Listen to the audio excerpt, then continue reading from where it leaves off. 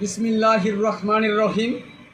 সুপ্রিয় দর্শক ও সুধীমণ্ডলী, আসসালামু আলাইকুম। আমি মোহাম্মদ আবু হানিফ হাশেম মাস্টার, জঙ্গলটেঙ্গা, বটতলা বাজার, মদন নেত্রকোনা। আমি এখন আপনাদের সামনে আমার চ্যানেল মাস্টার বাই বিনোদন, এতে আমি একটি আমার স্বরচিত কবিতা আবৃত্তি করব। আর যদি আপনাদের ভালো লাগে তাহলে কমেন্ট, সাবস্ক্রাইব করবেন এবং শেয়ার করবেন। আর যদি ভালো না লাগে তাহলে ক্ষমা করবেন ইনশাল্লাহ।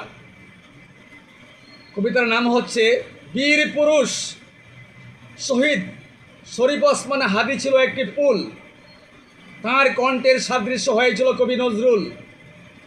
দলমত নির্বিশেষে হাদি ছিল একজন প্রতিবাদী ও বিদ্রোহী, তরুণ প্রজন্মকে সামনে এগিয়ে নেওয়ার জন্য উৎসাহী। সে ছিল তরুণ প্রজন্মের একজন বীর সেনানী, যুগে যুগে বিচরণ করবে তার কণ্ঠের বাণী। তাঁর অগ্নিজোড়া কণ্ঠ আর প্রতিবাদী চরিত্র প্রকাশ হয়েছিল দেশের সর্বত্র। বীরের মতো সত্য কথা বলিত শরীফ ওসমান হাদি, এজন্য আতঙ্কিত হয়েছিল স্বৈরাচার ও পেশিবাদী। আশা করেনি সে কখনো শেয়ালের মতো দীর্ঘ জীবনের বন্দিগি, সে আশা করেছিল সিংহের নেই অল্প দিনের জিন্দিগি। বিধাতা তার আশা করেছিল পূরণ, সন্ত্রাসীর হাতে গুলি খেয়ে হয়েছিল তার মরণ। মরিয়া হাদি অমর হয়েছে, নেই তার কোনো ক্ষয়, মৃত্যুকে সে অনায়াসে করিল জয়।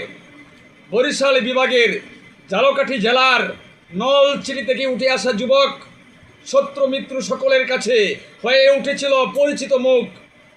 অবশেষে তার কবর হয়েছে বিদ্রোহী কবি কাজী নজরুল ইসলামের কবরের পাশে।